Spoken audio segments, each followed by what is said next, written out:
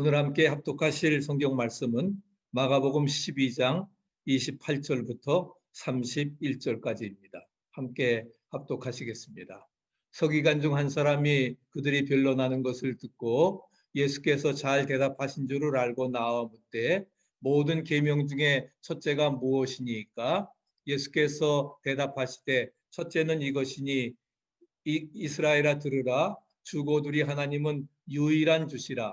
내 마음을 다하고 목숨을 다하고 뜻을 다하고 힘을 다하여 주 너의 하나님을 사랑하라 하신 것이요. 둘째는 이것이니 내 이웃을 내 지체님과 같이 사랑하라 하신 것이라. 이보다 더 큰 계명이 없느니라. 아멘. 하나님의 살아계신 말씀입니다. 오늘은 마가복음에 있는 말씀을 가지고 주 너의 하나님을 사랑하라고 하는 제목으로 함께 은혜를 나누고자 합니다.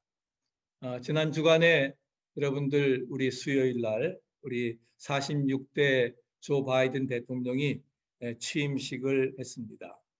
그래서 앞에 보시는 성경은 1893년부터 100년 넘게 우리 조 바이든 집안에서 사용해온 그 성경에다가 손을 얹고, 그래서 존 로버츠 대법원장 앞에서 오른손을 들고 선서를 했습니다. 나 조 바이든은 미국의 대통령으로서 직무를 성실히 수행하고 최선을 다해서 이제 그 미합중국의 헌법을 준수하고 보호하고 수호해 나갈 것을 엄숙히 선서합니다. 그러면서 전통적으로 이제 대통령은 선서를 마치면서 헌법에 없는 구절을 덧붙입니다. 하나님이여 나를 도와주소서. 신이여 so help me God. 하나님이여 나를 도와달라고 하는 그런 그 의지를 밝히게 되는 것입니다. 우리 청교도들에 의해서 세워진 우리 미국이기 때문에 성실히 직무에 임할 것을 다짐하면서 오른손을 들고 왼손 성경책 위에 얹고 선서하는 전통이 계속적으로 이어져 오고 있습니다.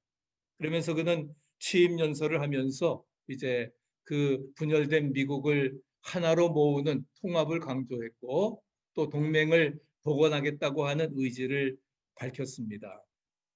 내 모든 영혼은 미국이 다시 합치고 통합하는 데 있다고 하면서 통합과 치유의 국정 방향을 제시하고 있습니다. 그래서 정치적인 약화로 또 사회적인 그러한 불균형, 코로나 바이러스의 대응이 시급한 상황에서 통합과 치유의 국정 방향을 제시하고 있습니다. 그러면서 이제 바로 이제 집무실에 들어가서 집무를 하시게 되는데 그 오발 오피스라 그러지요. 타원형으로 생겼기 때문에 그래서 오발 오피스에 그 대통령이 바뀌게 되면은 집무실 방식도 바뀝니다. 그래서 조 바이든 대통령은 히스패닉 노동운동을 이끈 시저 샤베스, 그다음에 흑인 인권운동 지도자인 마틴 루터킹 목사의 두상이 한쪽에 자리를 잡고, 그다음에 그 벽에는 루즈벨트 대통령, 링컨, 조지 워싱턴, 토마스 제퍼슨의 전 대통령의 초상화가 있고 재무장관 알렉산더 해밀턴의 초상화가 있습니다. 그런데 이제 대통령이 새로 바뀌면서 그 실내 장식을 바꾸는데 바뀌지 않는 것이 있습니다. 오른쪽에 이제 보면은 그러한 그 결단의 책상이라고 하는데 레졸루트 데스크라고 해서 이 대통령의 그러한 그 책상은 바뀌지를 않습니다. 근데 그 밑에 보게 되면은 트럼프 대통령이 있고 그 옆에 전화기 옆에 통이 하나 있지요. 그 통은 뭐냐 하면은 바로 다이어트 콜라 버튼입니다.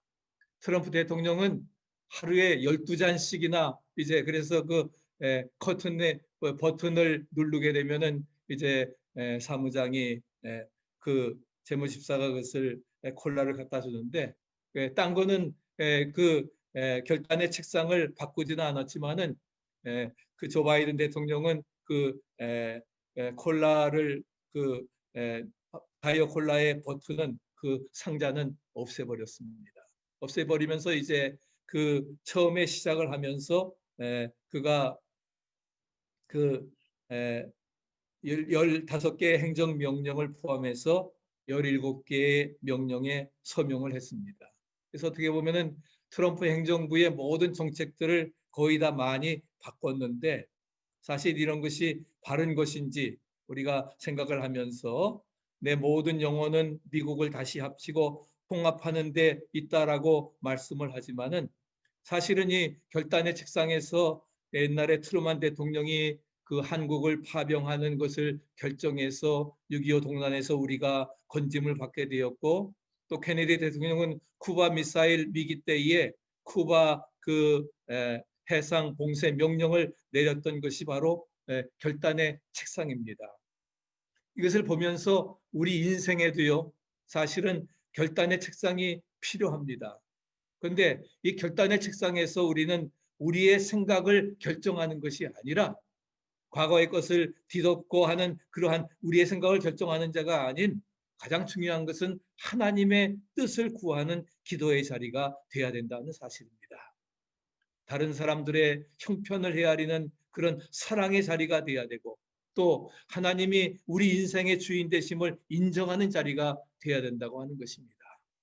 우리가 새롭게 대통령이 취임되면서 우리도 새로운 마음을 가지고 이 한 해를 우리가 시작해 나갈 수 있게 되기를 바랍니다.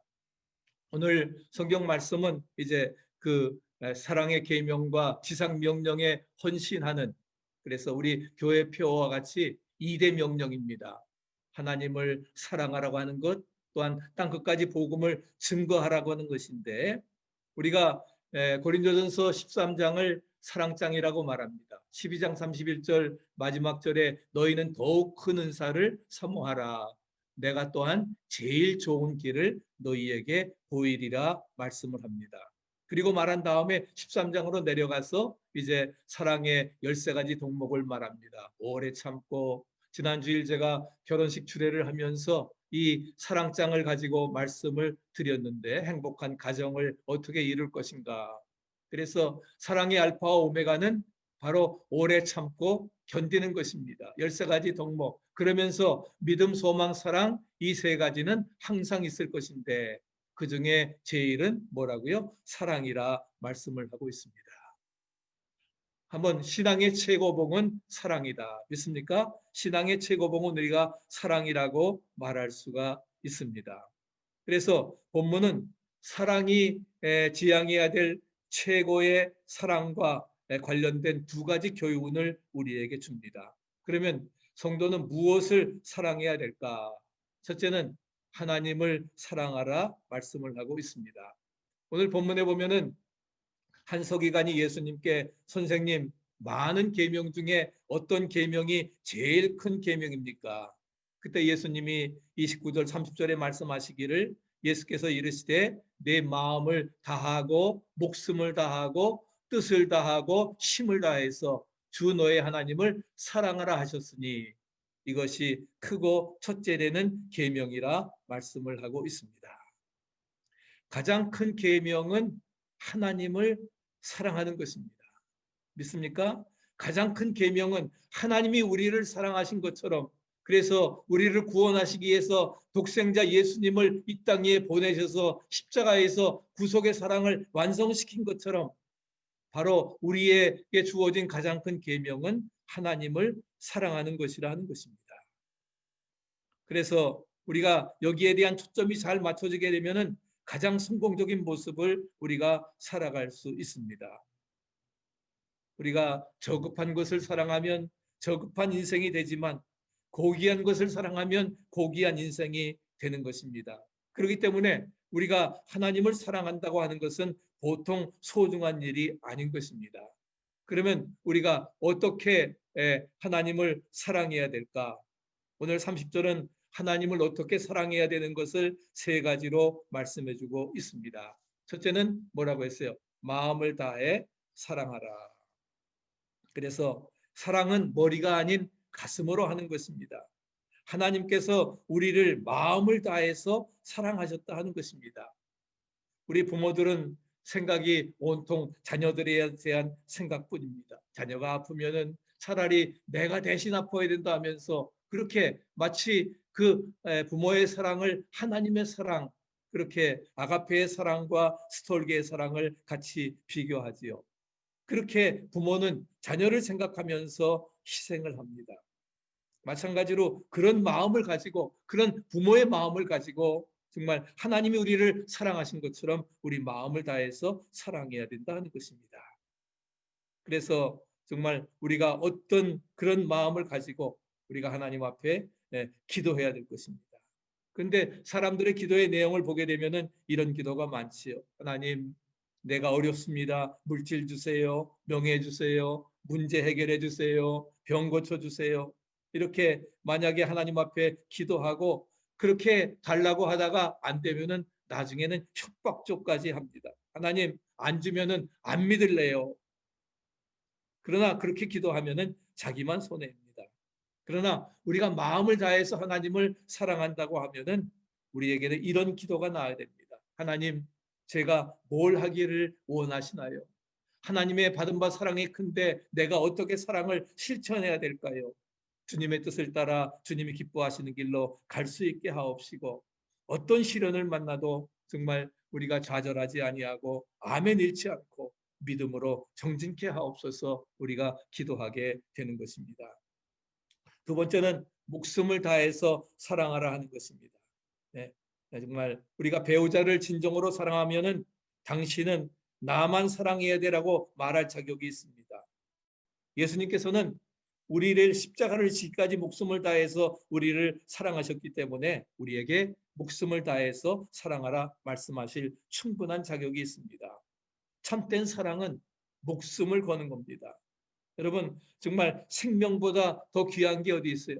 죽기를 각오하면 가장 무서운 사람은 목숨 걸고 너 죽고 나 죽자 하는 그런 사람입니다. 그렇기 때문에 목숨을 다해서 내 생명 그 가치 이상으로 주님을, 하나님을 사랑하라 말씀을 하고 있습니다. 그러면 하나님은 반드시 그 마음을 기억해 주실 것입니다. 세 번째는 뜻과 힘을 다해서 사랑하라 말씀하십니다. 온 정성을 다해서 모든 생각과 의지를 동원해서 사랑하라 하는 것을 말씀해 주고 있습니다. 우리의 시간, 물질, 재능, 정열 모든 것을 가지고 힘써서 사랑하라 하는 것입니다. 우리가 찬송할 때도 힘껏, 말씀을 들을 때도 정말 사람의 말이 아닌 하나님의 그 내마의 말씀으로, 우리가 살아있는 말씀으로 들어야 될 것입니다.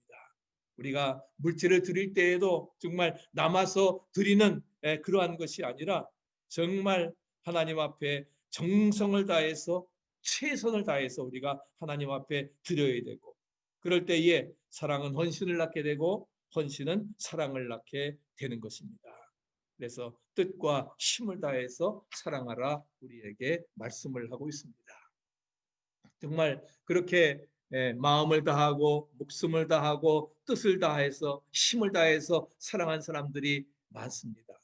우리 많은 사람들이 있지만 그중에 대표적인 사람은 바로 미켈란젤로라고 하는 사람입니다.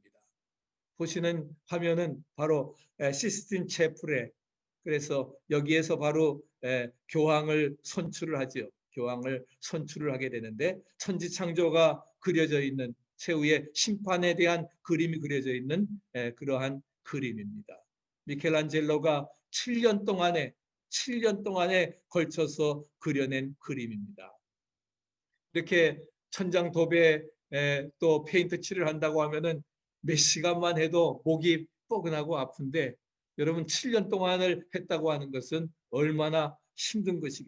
그런데 그는 그 모든 것을 감당해 나갔던 것을 찾아볼 수가 있습니다. 그런 것과 마찬가지로 그렇게 모든 것을 해나가고 있는데,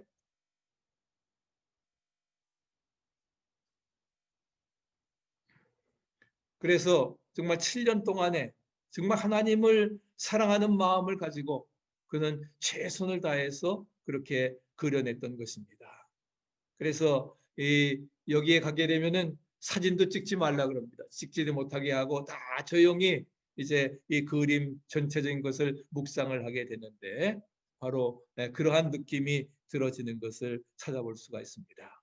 또 한 사람은 우리가 잘 아는 것처럼 정말 록펠러입니다. 록펠러는 33세에 백만장자가 되고 43세에 그다음에 미국의 최대 부자가 되고 그 10년 뒤에 53세에는 세계 최대의 갑부가 되었습니다. 그래서 어떻게 보면 돈 버는 일에 악덕 기업주라고 하는 말을 들었던 그에게는 행복이 없었는데 55세가 되면서 사실은 머리와 눈썹이 빠지고 몸이 마르는 병에 걸려서 1년 이상 살지 못한다고 하는 사형 선고를 받았습니다. 그랬을 때에 그 친구 목사가 그를 찾아가서 내가 이제는 버는 일에 힘썼지만 나누어지는 일에 힘쓰라고 하면서 그렇게 해서 그 뒤로부터 그는 사실 자기의 재산을 바쳐가지고서 많은 사람들을 학교를 짓고 그래서 유명한 시카고 대학 그다음에 맨하탄에 있는 리버사이드 처치 이러한 건물들을 지으면서 많은 사람들에게 장학금을 주게 되었던 것입니다. 바로 그런 그 부호가 되었던 그래서 정말 감자밭에서 오불을 벌어서 50센트를 11조 하면서 그 사진에 보는 것처럼 어머니가 유언했던 그러한 내용이 바로 그를 위대하게 만들었던 것입니다. 그래서 어머니가 남기신 유언 10가지 여러분들 잘 아시지요? 하나님을 친아버지로 섬겨라. 목사님을 하나님 다음으로 섬기고 오른쪽 주머니는 11조 주머니 그 다음에 예배를 드릴 때에는 항상 앞자리에 앉고 본교에서 드려라. 아침에 하나님 말씀을 읽고 기도드리고 항상 그날의 목표를 아침에 세우고 잠들기 전에 반성하고 기도하고 남을 도울 수 있으면 힘껏 돕고 어느 누구와도 원수를 만들지 말라 하는 것입니다. 세 가지로 요약한다고 하면은 교회를 내 몸처럼 사랑하라는 거예요. 하나님 사랑, 교회 사랑, 그 다음에 하나님을 정말 친아버지처럼 섬기고 목사님을 하나님 다음으로 섬기면서 그래서 하나님의 일을 하는 사람에게 힘이 되어드리라는 것입니다. 아낌없이 투자하고 헌신하는 그러한 것. 그 다음에 소득의 10분의 1 철저하게 11조 함으로 말미암아 정말 록펠러 재단의 11조를 계산하는 사람도 수십 명이 될 정도로 세계의 최고의 거부가 되었던 것입니다. 그래서 하나님의 것은 하나님의 것, 그 다음에 10분의 1은 또 이웃을 위해서 쓸 수 있도록 많은 사람들을 위해 사랑을 베푸는 하나님 제일주의에 정말 하나님의 사랑을 받은 자로서 사랑을 실천한 복된 삶을 이루어 나가게 되었던 것입니다. 나중에 그는 98세까지 장수하면서 이렇게 기도했습니다. 임종할 때 하나님 감사합니다. 인생 전반기 55년은 쫓기며 살았지만 후반기 43년은 행복하게 살았습니다. 늦게나마 이 행복을 주신 하나님을 찬양합니다. 하나님을 사랑합니다.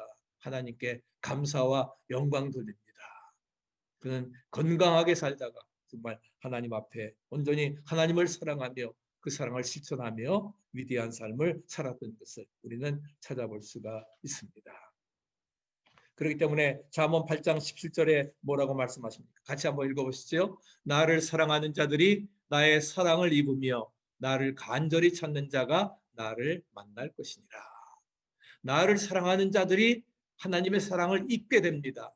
또 하나님을 간절히 찾게 되면 하나님께서 만나 주십니다. 믿으십니까?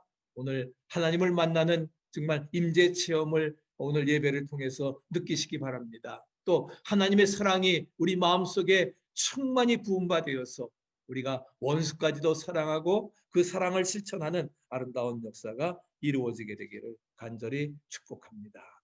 두 번째는 이웃을 내 자신과 같이 사랑하라 하는 말씀입니다. 31절 말씀에 뭐라고 하셨습니까? 둘째는 이것이니 내 이웃을 내 자신같이 사랑하라 하신 것이라.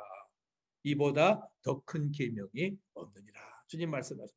둘째는 이것이, 둘째는 이와 같으니, 마태복음 말씀하지 이와 같다 하는 것은 이퀄이라 하는 거예요.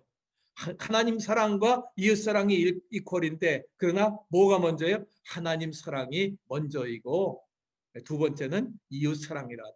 내 이웃을 내 자신과 같이 사랑하라 하신 것이라. 이보다 더 큰 계명이 없다. 이것이 율법의 선지자와 율법의 강령이라고 말씀을 하고 있습니다. 하나님을 사랑하는 사람은 이웃도 사랑하게 됩니다. 진정한 사랑은 사랑을 받은 자만이 할 수 있기 때문에 이웃을 사랑하는 것은 그가 하나님의 사랑을 받고 있다고 하는 표시가 되는 것이죠. 그래서 이웃사랑은 삶을 풍성하게 만듭니다. 소중한 추억을 남기게 되는 것입니다. 나만 사랑하는, 자기 사랑만 하는, 내 것만 따지는 이것은 불행의 시초입니다. 그러나 남도 사랑하는 것은 행복의 시초인 것입니다. 다른 사람, 나보다 남을 먼저 귀히 여기고 그런 그 사랑의 정신을 이루어 나갈 때에 교회 생활 잘하는 것도 기준이 주일 성수하고 11조하고 헌신적인 봉사, 새벽 기도하는 것, 물론 잘하는 표시이지만 가장 뚜렷한 표시는 교회와 교우들을 사랑하고 선교를 통해서 구체적으로 나눔을 실천해 나가면서 받은 바 사랑을 베푸는 것이 바로 우리가 신앙생활 잘하는 비결임을 믿으시기를 바랍니다. 그러면 우리가 어떻게 이웃을 사랑해야 됩니까? 예수님은 하나님을 사랑할 때 마음과 목숨과 뜻과 정성을 다해서 사랑하라고 했지만은 그러나 이웃을 사랑할 때는 어떻게 했어요? 내 이웃을 내 자신과 같이 사랑하라. 이웃을 자신과 같이 사랑하라 말씀을 하고 있습니다. 사람이 자신을 본능적으로 얼마나 사랑합니까? 자기를 사랑하는 건 죄가 아니지만 자기만 사랑하는 것은 죄가 되기 때문에 그렇기 때문에 내 이웃을 내 몸과 같이 사랑하라고 하는 것을 우리에게 말씀해주고 있는 것입니다. 점쟁이에게 가게 되면은 뭐 여러 가지 말이 많지요. 뭐 이렇게 살이 끼었다, 마가 끼었다, 40대에 큰 일을 치르겠다. 그렇게 하면서 뭐예요? 그 사람을 속박을 시킵니다. 그러나 우리는 한번 여러분 여기 마지막 패러그래프 같이 읽으시기를 바랍니다. 이제 운명에 좌우되는 사람이 아니라 운명을 다스리는 사람이 되라. 할렐루야. 운명에 좌우되는 사람이 아니라 내 팔자가 어떠니 뭐가 있더니 나는 안 된다고 하는 그런 불가능에서 벗어나서 이제는 뭐예요? 운명을 극복하고 운명을 다스려 나가는 그런 사람이 2021년도에 되어지기를 축복합니다. 그런 마음을 가지고 우리가 살아가야 된다는 것이죠. 얼마 전에 저는 하나의 예화를 받았는데 너무나 감동적입니다. 그것은 바로 조소한 대표의 그러한 이야기인데 지금은 세라젬 헬스 앤 뷰티 대표로서 또 서초교회 집사로서 57년생이니까 저희 집사람하고 나이가 같네요. 지금 64세가 되었는데 64세인데 우리 여기 보면은 이제 제3사관학교를 처음에 들어갔습니다. 제3사관학교에 들어가서 그래가지고서 이제 장군이 되겠다고 하는 군인이 되겠다고 하는 꿈을 가지고 이제 전방에 배치되었는데 옆에는 사랑하는 아내 애인의 사진입니다. 그런데 그러한 갑자기 그러한 전방에 근무하던 중에 79년도에 부하 사병의 실수로 수류탄 사고를 당해가지고서 그것을 처벌 없애려고 하는데 손을 들어서 이제 던지려고 하는 던졌는데 던지는 순간에 수류탄이 터져가지고서 결국은 이제 한쪽 오른쪽 팔을 잃게 되었습니다. 그래가지고서 이제 통합병원에 입원을 하게 되는데 그래서 이제 그 입원하는 가운데 식구들이 오고 애인도 이제 찾아오게 되었는데 정말 그 엄마가 이제 자기 오른손을 했으니까 밥도 먹을 수가 없어서 엄마가 이제 그 밥을 먹여주는데 그 애인이 들어왔습니다. 코트를 입고서 이제 들어왔는데 그러면서 정말 그 마음속에 당신이 지금도 나를 좋아하느냐, 나를 사랑하느냐 그렇게 이야기를 묻고 싶은데 이제 팔이 없어서 팔병신이 되었는데 내가 어떻게 나를 사랑하냐고 물을까 그렇게 고민을 하다가 30분 지나면서 그러면서 물었습니다. 지금도 나를 좋아하느냐, 지금도 나를 사랑하느냐 물었더니 그 아내가 정말 두 번이나 눈을 끄덕거리면서 눈물을 글썽거리고 있더라 하는 겁니다. 그러면서 내가 지금 팔을 쓰지 못하는데 팔도 없는데 그런데도 나를 사랑하느냐 그랬더니 아내가 하는 말이 나는 너의 팔을 좋아한 것이 아니라 조소한 너를 좋아하고 사랑했기 때문에 팔이 있고 없고는 상관하지 않는다. 그 말을 듣고는 정말 하늘을 뛸 듯이 그러면서 정말 어떻게 보면은 자기의 그 안에 잠들어 있었던 그 불굴의 거인이 깨어나면서 그러면서 어떻게든 그녀를 행복하게 해주겠다고 하는 그런 생각이 가슴 깊은 곳에서 큰 파도처럼 몰려오게 되었다는 것입니다. 그래서 그는 이제 의가사 제대를 하고 군인들의 길은 끝나고 그리고서는 경희대학을 들어가서 영문과를 졸업하고 그리고서는 이제 또 그리고서는 그 저기를 그 경영학 박사까지 했습니다. 그러면서 그 아내가 한 얘기가 지금까지는 당신에게 내가 필요 없었는지 몰라도 그러나 지금부터는 내가 당신 곁에 있어야 돼요. 내가 당신의 오른팔의 역할을 해야 된다 하는 것입니다. 오른팔의 역할을 해야 된다고 하면서 이렇게 모태신앙인이었던 그러한 그 아내가 자기를 위해서 매일 새벽 기도를 하고 그 다음에 자기는 링거를 꽂은 그런 왼손으로 글씨를 쓰게 됩니다. 글씨 연습을 합니다. 그래서 여기 농촌 여성 독자님들의 건강과 행복을 기원합니다. 처음에는 이제 자기 그 애인에게 왼손으로 쓴 필체로 사랑의 고백의 편지를 보내면서 그렇게 왼손으로서 그래서 이렇게 하면서 정말 이루어 나가고 그리고서는 이제 경희대를 졸업한 다음에 애경유지에 입사를 하게 됩니다. 애경유지에 입사를 해가지고서 81년도에 애경에 입사를 하고 그래서 96년도에 상무이사가 됩니다. 그래서 그가 한 것은 바로 우리 플러스 원이지요. 샴푸와 린스를 하나로 쓸 수 있는 하나로를 개발하고 20대부터 80세까지 쓸 수 있는 2080 치약을 개발하고 그리고 나서는 이제 그 2009년도에 그 영상 통화를 위해서 앱을 개발한 업적을 세워서 KTF 부사장이 됩니다. 근데 KTF가 KT 회사와 합쳐지고서 부사장직을 그만두게 되어지고 그리고 2014년도에 세라젬 헬스 앤 뷰티 대표로서 이제 중국과 이제 저기를 해가지고서 화장품을 만드는 그런 회사를 하게 됩니다. 그러면서 2008년도에 쓴 책이 바로 뭐예요? 모티베이터라고 하는 그러한 책을 썼습니다. 모티베이터, 동기를 부여하는 그러한 사람이죠. 동기를 부여하는 사람인데 그는 분명히 말씀을 하고 있습니다. 분명히 말씀을 하면서 내 인생의 영원한 동기부여자는 나의 아내라고.